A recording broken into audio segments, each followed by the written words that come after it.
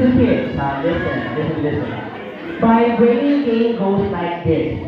I'm going to tell you a clue or description. Okay? And then, if you know the answer, just raise your response. So I'll be having here three chairs. Okay, one over here, in the middle, and over here. So kids, listen, all you have to do, if you got the item, you have to sit on the chair. Once again, together with the item. You don't need to give the item to me anymore. Alright? And if your mommy and your daddy is here, you also have to listen. Alright? So kids, go to your mommy, go to your daddy to start the birthday game. Come on, go.